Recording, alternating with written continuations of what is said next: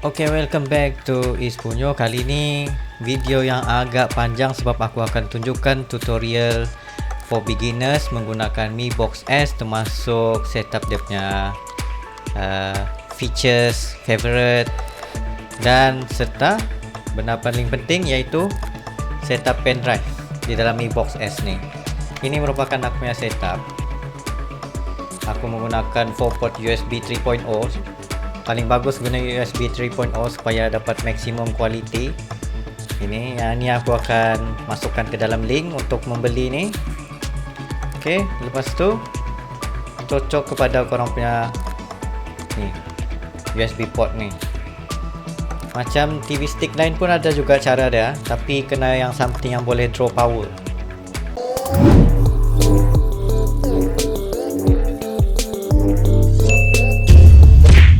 Okay, yang pertama sekali macam biasa korang akan setup korang punya controller dulu. Lepas setup ni baru pilih kepada English dan pilih kepada Indonesia sebab Malaysia tiada option for that. Ini just skip dulu sekiranya korang ada itu ini. Lepas tu setup dah everything. Lepas tu sekiranya korang ada existing Google account, korang boleh directly connect.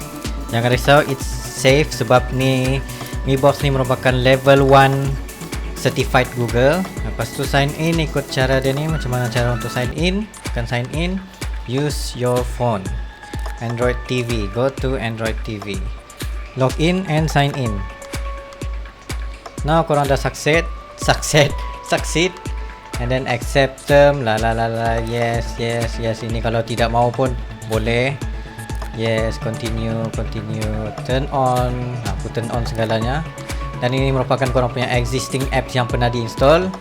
Sebab aku formatkan, jadi ini merupakan aku punya apps yang pernah aku install. Jadi aku just install je lah. Your Mi Box 4 is powered by Android TV. Okay, bla bla bla bla. Tag the Google. Okay, selesai. Agree to Xiaomi term. Okay, sekiranya korang ada pen drive dan TV box itu korang belum pernah buka lagi, ada dua cara untuk jadikan pen drive ni sebagai korang punya storage. Cara pertama iaitu korang cucuk je pen drive ni ke dalam korang punya USB port. Lepas tu terus masukkan dia ke dalam korang punya Mi Box, dan automatic yang pertama sekali bila selesai setup tadi akan keluar macam ni untuk korang directly setup korang punya storage device. Pen drive tu dijadikan sebagai storage. Ataupun cara kedua iaitu sekiranya korang sudah login kepada korang punya TV box tadi, korang sudah masuk everything, lepas tu korang nak tambah storage. Selepas itu sekejap lagi aku akan tunjukkan cara dia memang senang. Korang just perlu pergi setting storage, lepas tu set up as device storage, format. Selesai saja korang format korang punya pen drive tadi. Dan sekarang move data everything yang ada di dalam Mi Box tadi, termasuklah internally, pindah kepada SanDisk USB drive. Move now. Dan sekarang ini merupakan korang punya simple interface daripada Android TV sendiri. Yang di atas kali ini merupakan korang punya favorites apps yang korang boleh letak apa-apa favorite apps yang korang inginkan. Lepas tu ini display daripada Netflix, YouTube dan apps-apps yang lain lagi. So macam ini aku tidak memerlukan ni, just remove, tekan lama-lama tengah ni, remove from favorite, remove from favorite, remove. So kita ada clean Android device, and then kita pergi kepada cari saja apps yang korang inginkan.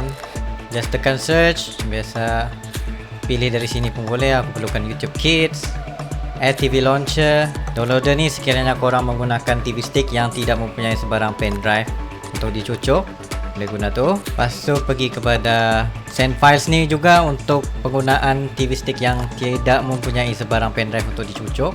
Kita cari lagi FX. Untuk site launcher pula, korang boleh menggunakan site launcher ni ataupun ATV, tapi aku lagi selesa menggunakan ATV sebab korang boleh tukar apps sedia ada tu pergi ke atas. Kenapa lah aku cari gini ya? Ini pula VPN Hub ni sekiranya korang ingin menggunakan VPN, tetapi kalau korang mempunyai VPN yang lagi better, yang lagi murah, boleh gunakan ini. Boleh gunakan apa-apa VPN yang available. Aku minta maaf banyak-banyak. Lagi sekali aku beritahu, Astro Go memang tidak dapat di dalam mana-mana TV box. So kita ambil just yang this one. Ini ATV Launcher Pro. So kita just guna ATV biasa je. Okay, sudah tu kita cari pula SBI Go. Directly boleh cari dalam Google Play Store. Okay, kita ada sini SBI Go. Tetapi untuk apps-apps yang lain perlu third party side load. Setelah kita selesai untuk download everything, tekan tengah button ni untuk add app to favorite, ATV Launcher. Lepas tu kita letak lagi kita punya FX, and then kita go for SBI Go, VPN Hub. Tapi contoh dalam situation bila korang dah install everything begini, korang nak tambah storage, tekan setting. Macam korang dah letak pendrive tadi, device preference, storage, and then tekan SanDisk ni. Yang ni function dia. Ni disebabkan aku sudah jadikan sebagai internal, so aku tidak perlu buat apa-apa lagi. Tetapi dia akan ada tulis situ format as internal storage or device storage, dan korang just tekan itu, just follow apa yang aku sudah buat sebelum ni. So lepas tu sudah jadi sebagai internal storage, dan korang biarkan saja begitu. And then korang ada ATV, FX, SBI Go, VPN Hub. Dan untuk mendapatkan pula Cyber TV app dan lain-lain, korang perlu menggunakan side load third party, masukkan ke dalam pendrive, ataupun menggunakan share file tadi. Tapi aku lagi selesa menggunakan pendrive sebab aku malas. Jadi pergi saja korang punya mana apps tadi. Ni tadi aku sudah install dalam ni. PDA.net pun ada untuk digunakan. Ni korang perlu setting allow apps. Allow apps. Yang ni supaya korang boleh update dan juga install another thing dalam ni. So kita try balik.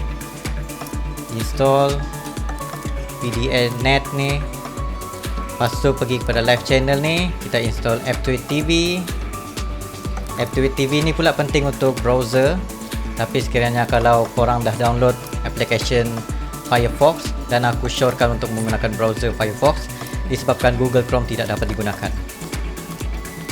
Lepas tu kita ada Cyber TV, install ni Cyber TV, dan and then go for Mozilla Firefox. Okay, setelah selesai tu semua tu, kalau sekiranya boleh add to favorite, just add to favorite. Tapi kalau tidak available, tapi kalau tidak available dalam ni, korang perlu menggunakan ATV Launcher tadi. Cari Cyber TV, sekiranya available, just letak. Untuk pindahkan benda ni senang saja. Just tekan ni lama-lama, tekan move, pindahkan pergi sebelah. Ini pun tekan lama-lama, move, tekan center lama-lama. Masuk untuk mencari macam tadi kan, ada PDA.net aku install, tapi dia tidak display dalam sini. Korang just perlu pergi ATV Launcher, lepas tu cari PDA.net tadi. Ni, tekan ni key ni lama-lama tengah ni, tekan move, pindahkan ke atas sekali.